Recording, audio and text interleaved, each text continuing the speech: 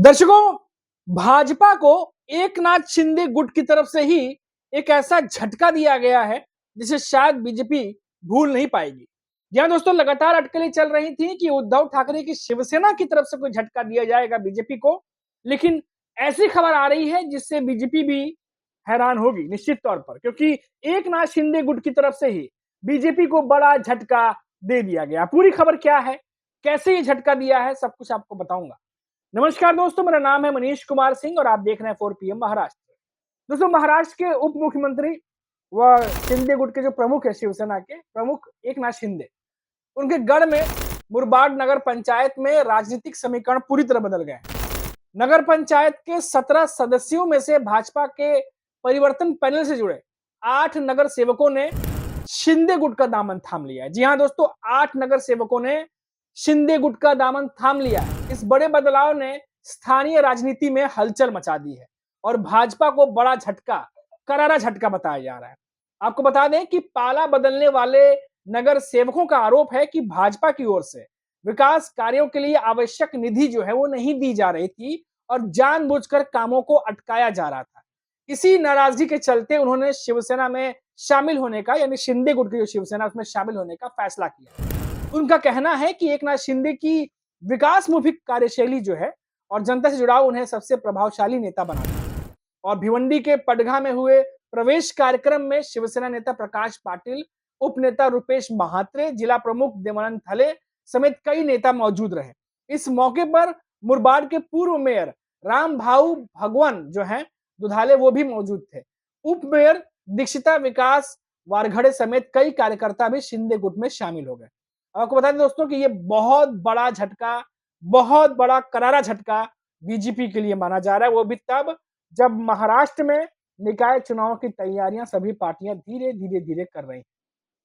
पूर्व मेयर राम भाऊ दुधाले, उन्होंने कहा कि जात पात की राजनीति और चुनिंदा सदस्यों को ही निधि देने के कारण उन्हें दरकिनार किया गया, इसलिए हमने भाजपा से अलग होकर परिवर्तन पैनल का गठन किया। अब हमें विश्वास है कि उप मुख्यमंत्री एकनाथ शिंदे के नेतृत्व में मुरबाड का चौतरफा विकास होगा। अब शिवसेना नेता प्रकाश पाटिल ने कहा कि उप मुख्यमंत्री एकनाथ शिंदे और सांसद डॉक्टर श्रीकांत शिंदे, जो उनके बेटे भी हैं, उनके काम पर विश्वास जताते हुए परिवर्तन जो पैनल है उसमें शिवसेना में शामिल हो गया। सभी नगर सेवक लगातार निधि की मांग करते रहे, लेकिन जहां बाकी जगहों पर निधि मिल रही थी वहीं मुरबाड शहर जो है वंचित था लगातार। उन्होंने भरोसा जताया कि सभी नए साथियों के पीछे पार्टी पूरी ताकत के साथ खड़ी रहेगी और मुरबाड शहर के विकास में कोई कमी रहने नहीं दी जाएगी।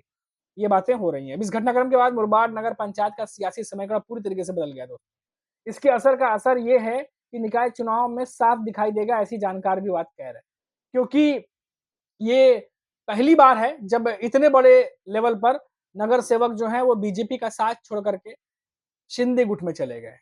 और इसीलिए कहा जा रहा है कि ये पूरा मामला जो है वो कहीं न कहीं भयंकर जो है वो पेच बन सकता है। इसका कारण भी दोस्तों ये है कि पिछले काफ़ी समय से देखा जा रहा था कि महायुति में शामिल जो एकनाथ शिंदे की शिवसेना है और जो बीजेपी है और अजीत पवार की एनसीपी है, इन तीनों ने भले ही महायुति में गठबंधन में सरकार बनाई हो, लेकिन तीनों के भीतर भीतर कुछ न कुछ चीज़ें चल रही थी। और इसीलिए कहा जा रहा था कि ये जो तमाम खबरें हैं कि क्या एकनाथ शिंदे और बीजेपी के बीच सब कुछ ठीक है।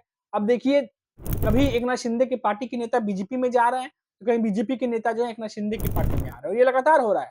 जैसे कि भी हमने आपको बताया कि एकनाथ शिंदे के ही पार्टी में 8 नेता, बीजेपी के 8 नेता जो हैं वो चले गए। ठाणे जो है वो एकनाथ शिंदे का गढ़ कहा जाता है और इसी ठाणे में बीजेपी जो है वो घुसने की कोशिश कर रही थी।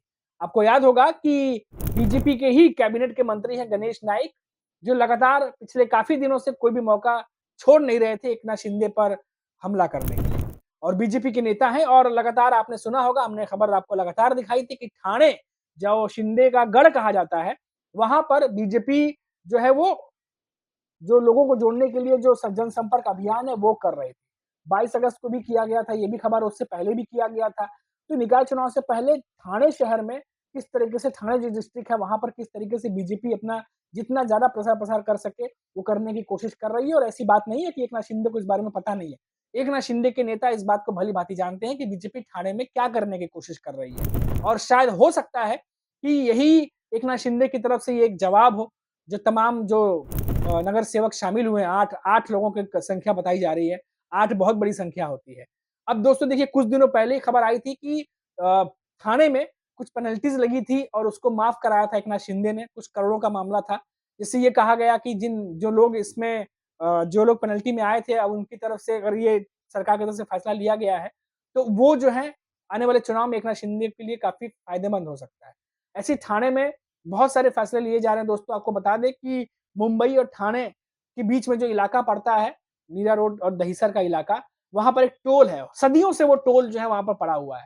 आने-जाने में लोगों को दिक्कत होती है। काफ़ी समय से लोग चाह रहे थे कि वो टोल हट जाए। अब देखिए दोस्तों, उस टोल को लेकर खबर आ रही है कि जो मुंबई और ठाणे के बीच में वो टोल जो पड़ता है, उसे हटाने के लिए एकनाथ शिंदे की तरफ से बड़ी पहल कर दी गई है। हो सकता है दिवाली से पहले पहले यानी यानी आने वाले डेढ़ 2 महीनों में उससे पहले ही उस टोल को शिफ्ट कर दिया जाएगा और शिफ्ट करके उसको जो है वो वर्सोवा ब्रिज की तरफ जो है वो ले जाया जाएगा। तो इससे जो ट्रैफिक लगती थी, ठाणे जाने वाले, आने वालों के लिए उनको थोड़ी-सी राहत जो है वो मिल सकती है।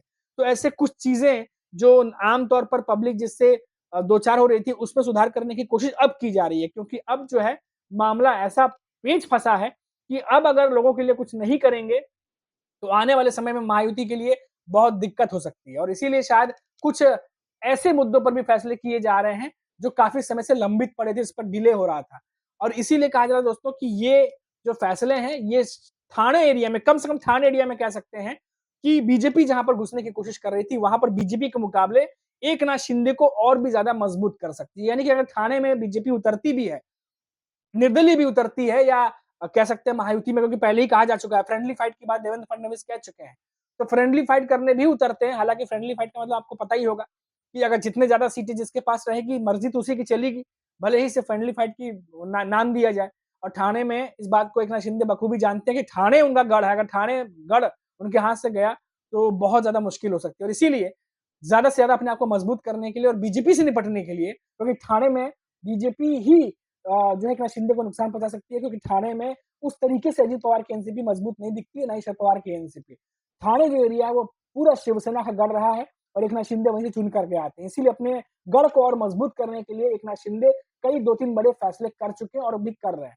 और आपको बता दें कि शायद यही वजह है कि ये जो बीजेपी छोड़कर जो 8 नगर सेवक हैं, ये जो गए हैं एकनाथ शिंदे की पार्टी में, शिवसेना में, वो शायद आने वाले समय को भाँप चुके हैं कि इस ठाणे में बीजेपी की दाल शायद नहीं गलने वाली और आने वाले समय में बीजेपी अगर कोशिश करती है तो ये एकनाथ शिंदे की तरफ से बड़ा झटका बीजेपी को यहाँ पर दिया जा सकता है। तो ये पूरे मामले को भांपते हुए ऐसा लग रहा है कि ये फैसला जो है इन नगर सेवकों ने किया है। भले ही वो अपने स्टेटमेंट में कुछ भी बातें कह रहे हों, लेकिन कई सारी बातें और भी जुड़ी होती हैं जो आमतौर पर नेता मीडिया के सामने नहीं बताते। तो ये एक बड़ा झटका बीजेपी को एकनाथ शिंदे की तरफ से, जहां बीजेपी के 8 नगर सेवक बीजेपी छोड़ करके एकनाथ शिंदे की शिवसेना में शामिल हो गए। अभी के लिए इतना ही। आप देखते रहिए 4 पीएम महाराष्ट्र। नमस्कार।